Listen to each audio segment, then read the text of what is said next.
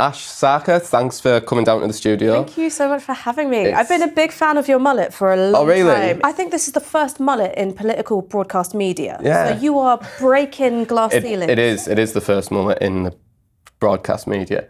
When I did that interview with Nigel Farage, someone texted me, someone's like, Ash Sarkar's commented on your thing. I was like, no, what have I done? And then I looked and it was just about the hair. Yeah, I was just like, the respectability journey of the mullet is really... I should have written a book about that instead of politics.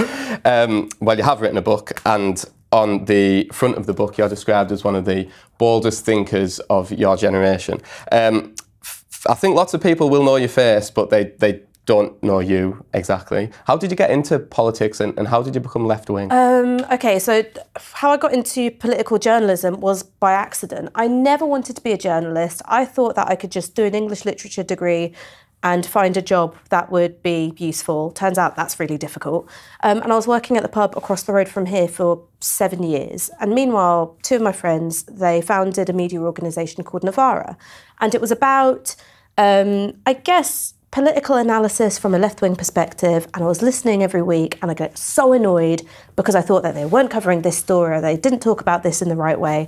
And Aaron Bastani, who's my colleague who I've known for well over a decade now, he said, well, do you just want to join us? And at first I said no because I was too scared, and then he forced me into it, and it's the best decision I ever made. And the reason why we think it's so important to have a media organisation like Novara is because our experiences have maybe implied that one of the biggest barriers to positive social change in this country is the media and how they cover things. Was there a thing or a person that made you left-wing rather than right-wing or centrist? I mean, look, when you're from a brown family in London, it's highly unlikely that you're going to be right-wing. I didn't want to get kicked out the house, which my mum certainly would have done. My grandmother was an anti-racist activist and a trade unionist. My mum also really involved in the anti-racist movement. So it would have been pretty difficult to come out like Kemi Badenoch, all right? Would not have been acceptable.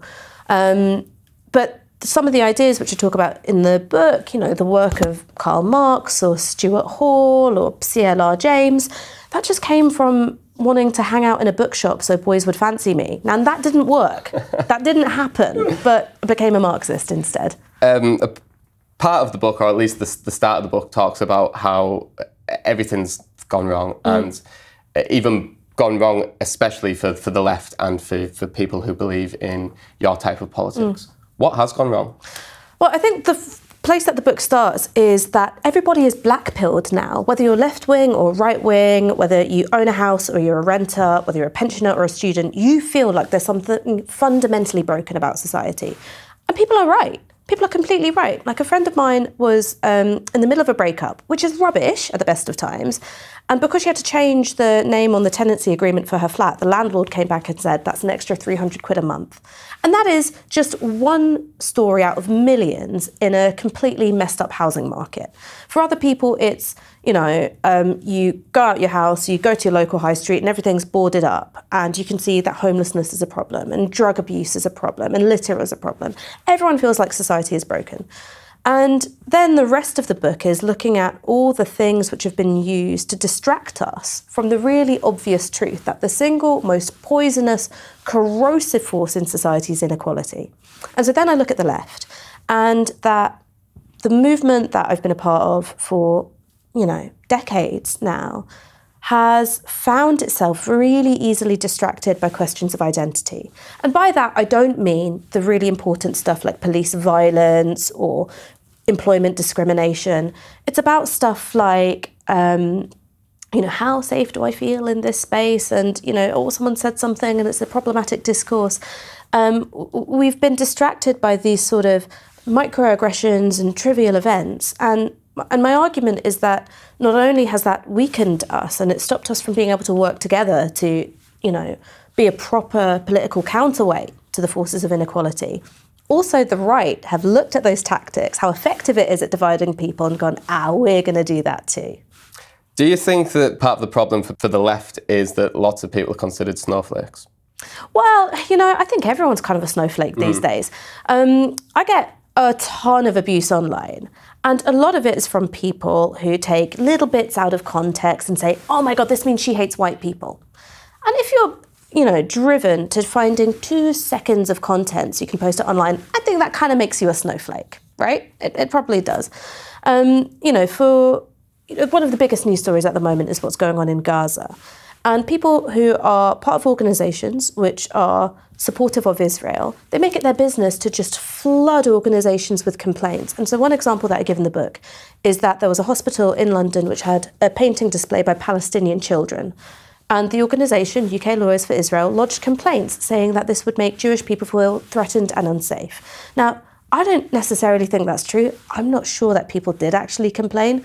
But if they did, is that not a form of snowflakery? That you look at children's paintings and you go, uh-oh, this hurts me somehow. You think people are manufacturing offence for their political gains? And it's not just individuals, it's the media as well. So in the book, I interview Piers Morgan, and this man is the king of the culture war. And what he does is that he takes stories like Justin Trudeau saying, oh, maybe we shouldn't use the word mankind, and he blows it out of all proportion. So that pops up in his book as a story saying Justin Trudeau tried to ban the word mankind, which is completely untrue. That didn't happen. He just made one joke. So it's not just that all of us out of nowhere have decided to be hypersensitive. There are these systems working on us all the time. Legacy media, social media, politicians who are trying to keep us primed for outrage. Do you think that you have been part of the problem in the past? I think Piers Morgan might be a starter of the culture wars, but in the past you've been a person to defend either side of a culture war. I mean, look, there are certain things that I did in the past that I wouldn't do now. And an example that I give in the book is that I was asked to go on Sky News to talk about whether Apu from The Simpsons was racist. Now, I don't think that Apu from The Simpsons was racist, but I thought that, maybe I could talk a bit about the depiction of South Asians in comedy. That didn't matter, right? You're on TV, people see a brown face, they see the strapline saying, is Apu racist? They jump to conclusions. And the thing that I learned was that I was being used. And I was being used by a system of producers and editors who were scripting the conversation before I'd even opened my mouth. And now that I'm bigger, older and uglier, I'm happier saying no to that kind of thing. Do you think that it's more the fault of the media and social media than the left wing that's... I mean, it had Jeremy Corbyn, it came really close to gaining power in 2017 and it failed dramatically. Do you think that's the media's fault? I mean, look, it failed after the entirety of the establishment came together to try and take this man's head off, all right? His own party, people in the media, you had like former heads of MI5 saying we would never have let that happen. I don't think it's just to do with the left, but I do think that there are things that the left should learn. The problem with the media is that, one, it often protects power more than holding it to account. There's a chapter about lobby journalists who've got the parliamentary access passes. And there are examples that I cite where they've actively participated in political deceptions. So Keir Starmer, now everyone agrees he's useless. When he was running to be Labour leader, you had all these journalists pretending he was the best thing since sliced bread. You had journalists who were told by Keir Starmer's advisors he intends to break all these promises. They didn't tell that story. It could have been a massive scoop, but because they agreed with the deception, they carried on with it. And for me, the most important thing of all is that, the real villains in society aren't trans people or people on the left who are maybe a bit oversensitive. It's people like Jeff Bezos and Elon Musk and Mark Zuckerberg. They're the real baddies, but how often do you learn their names? So how do you think we've got into this situation? Because on one hand, in the past, there was a handful of right-wing or centre-right newspapers, and there was a couple of, say they're impartial TV broadcasters. Now we've got so many online titles, we've got social media that allows people to say whatever they want, and we're still in this situation. Well, the thing I would say is that social media has made things worse because you've got individuals like Mark Zuckerberg and Elon Musk who've got their own political agenda and they control the algorithm. So they dictate what gets amplified, what gets throttled and what you see. So while social media has been great in some ways, I mean, an organisation like Novara Media could not break into broadcast media because it's so expensive. Digital media gave us that way to present an alternative perspective. It also completely warps our sense of what's going on in society in a way that bypasses our awareness as we're using it. So I would say that social media, in a way, it's Rupert Murdoch on steroids, right? At least you could sort of see what some of the logic was in terms of what would go into the Sun or the News of the World. When it comes to Twitter or when it comes to Facebook or Instagram, completely opaque. So, but it's given you a massive following, and it's given, like you mentioned, the publications like Navarre a chance to be seen by so many more people. Do you feel like it's got worse, social media, Twitter, since Elon Musk took over? I mean, yeah, there are people who literally call themselves Nazis whose content doesn't get restricted or banned. I think that's a sign that things have gotten worse. But it's not just me. I think that people who aren't particularly political, who, aren't consuming news every 5 seconds, like us weirdos, I think they experience social media making them less happy, more anxious, more isolated, more atomized. And this is the big point of the book, which is that billionaires and corporations and oligarchs are able to concentrate so much wealth and power because we feel disconnected from one another. That is their main and most effective weapon. In the book, a lot of it is obviously about minorities being pitted against one another. I think one group in the UK that may consider itself a minority, definitely considers itself as being discriminated against, is the white working class. In the past, they've been traditionally more left-wing. It feels now that they're being shifted further to the right, more likely perhaps to support Reform or the Tories than to support Labour.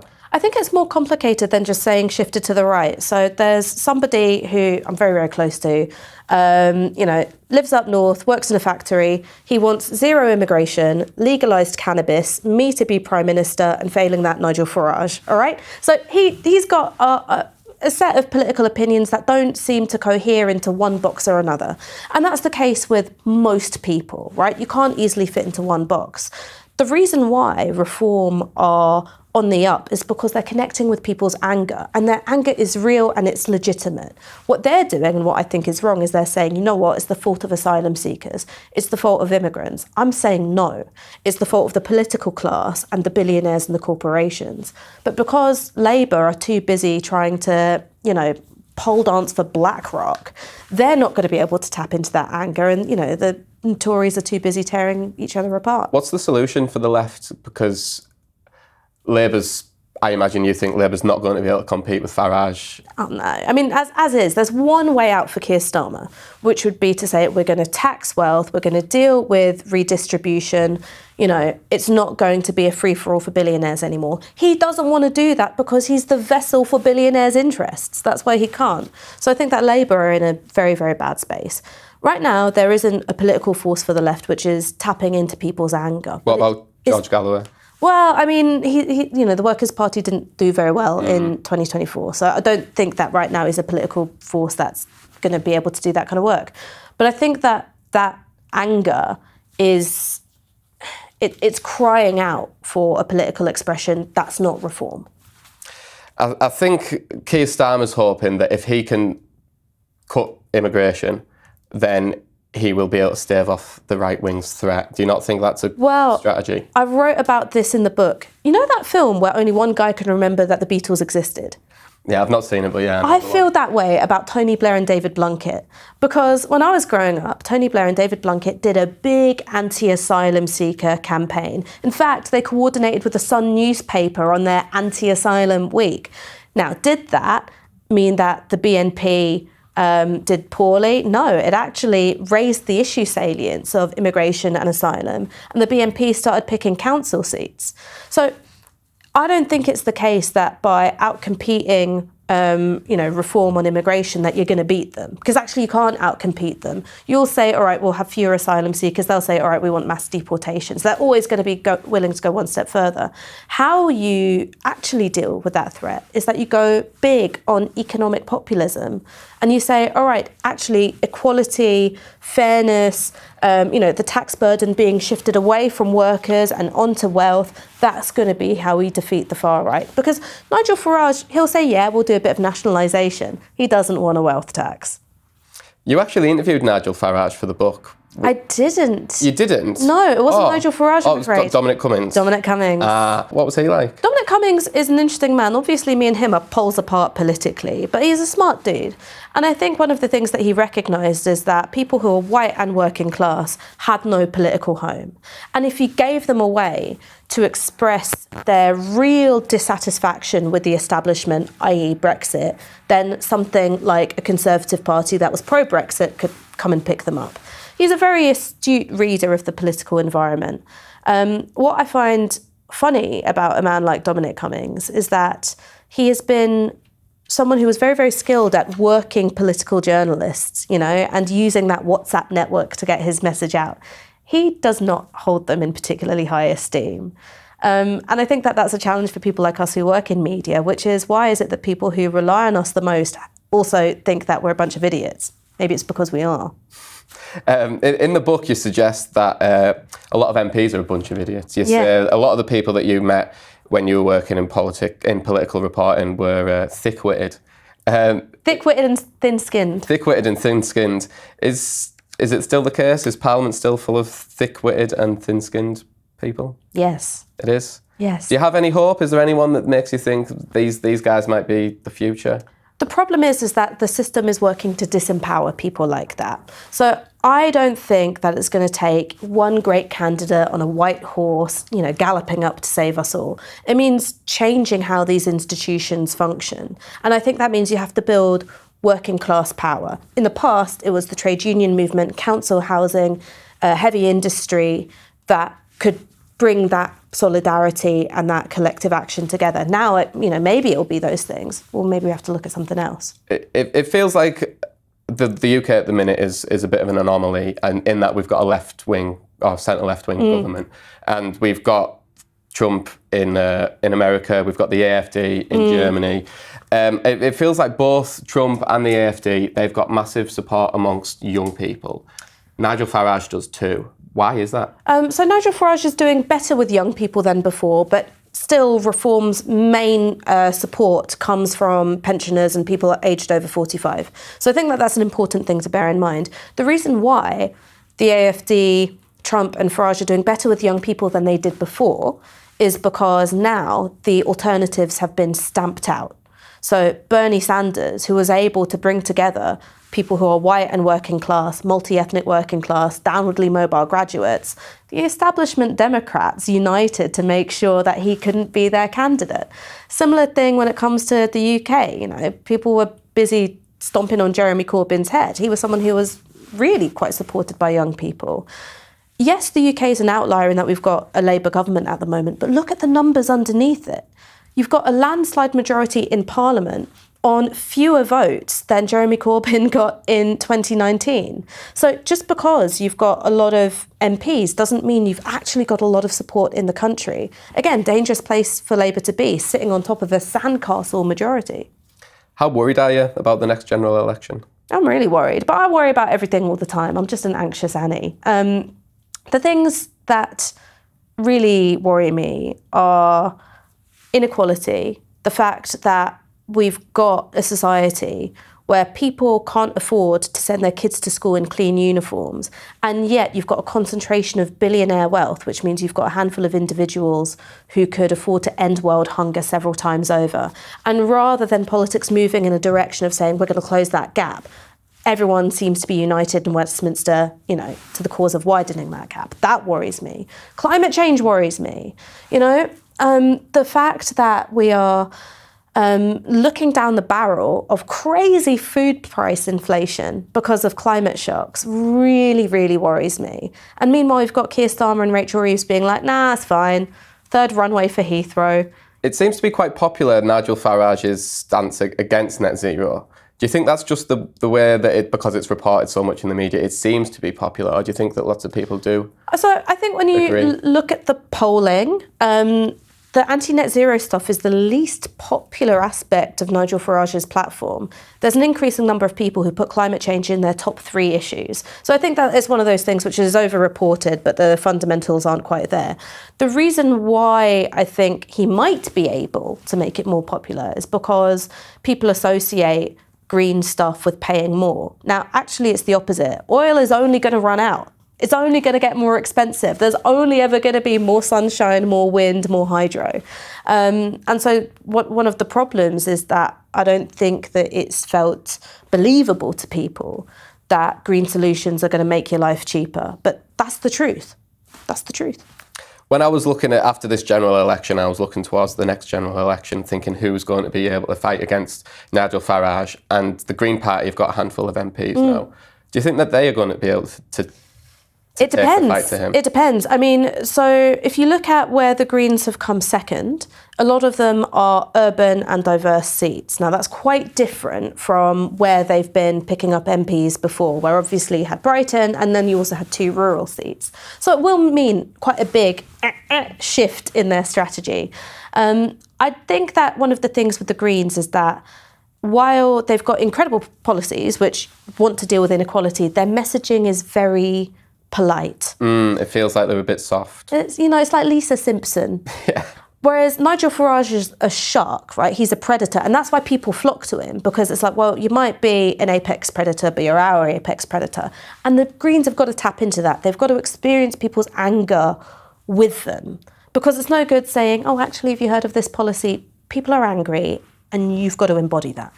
One thing that the Green Party advocates for is proportional representation, or to do away with first past the post. I want to know if you think first past the post is good, and if you think if we were to do away with it, it would give Nigel Farage's Reform Party a much greater chance of getting a lot more MPs. I mean, this is the thing about proportional representation, is that I'm not in favour of it because I think it's going to deliver results that I like.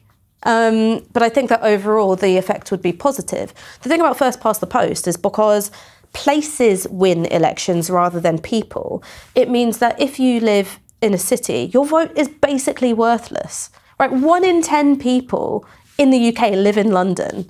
You basically don't matter because none of these are swing constituencies. So there is a real disempowerment of ordinary people based on where geographically you happen to live. And it means that people who can afford to swing between Labour and the Tories, who tend to be homeowners, that they decide elections, their interests are put front and centre. So I think that proportional representation deals with a bit of that.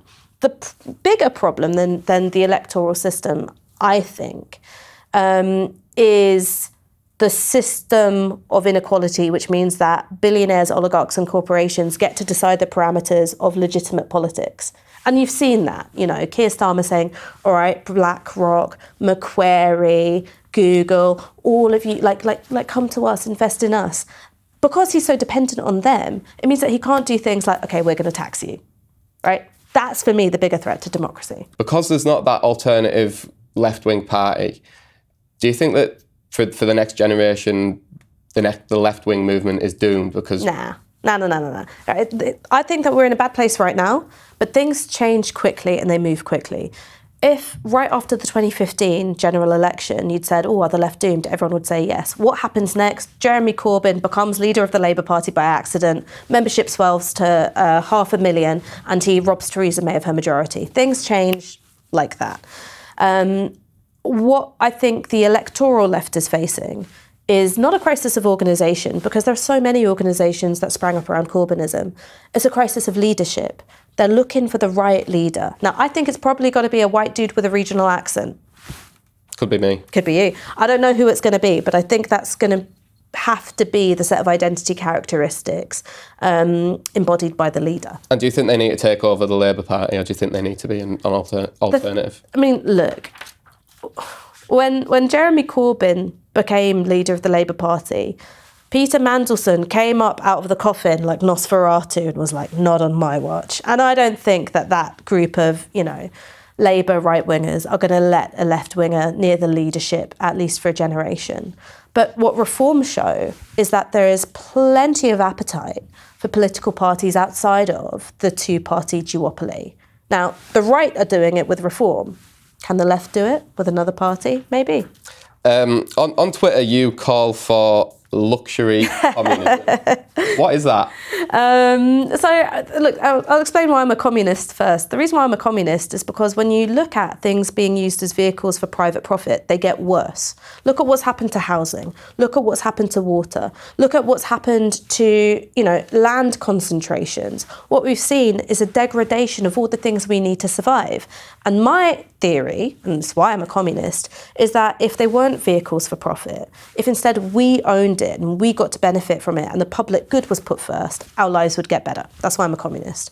The reason why I say luxury is because, I don't look great in a Soviet boiler suit. I believe that people want nice things, they should have nice things, and that communism doesn't have to mean austerity for people. It actually means more of the things that we really need and value. Has it ever worked? Well, look, I think that there's a lot that was bad about the Soviet Union, obviously, but why is it that when we look at communism, we define it by its failures and we never look at its successes? And for capitalism, the opposite is true.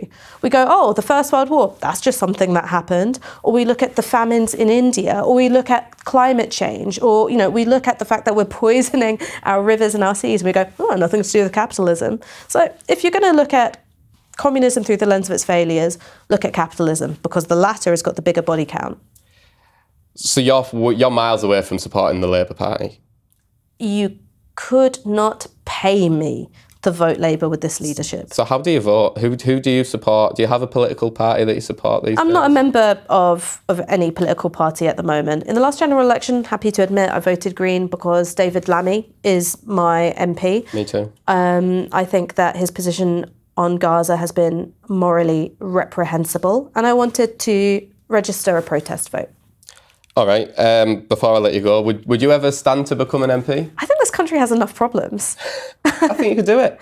Oh my God, I don't think I've got the patience for it. And just Parliament is full of awful people, awful people. And my friends are quite nice and I prefer hanging out with them. Do you feel a lot of pressure because you've got so many followers and left-wing people that look to you? Do you feel any pressure that you need to do a bit more than be a commentator? Yeah.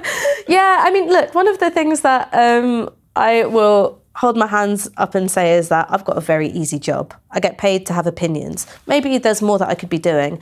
But a word of warning is that journalists don't always make the best strategists. And there are people out there who are a lot cleverer than me, who I think have better ideas and whose voices maybe need to be heard more that we should be looking at. Great.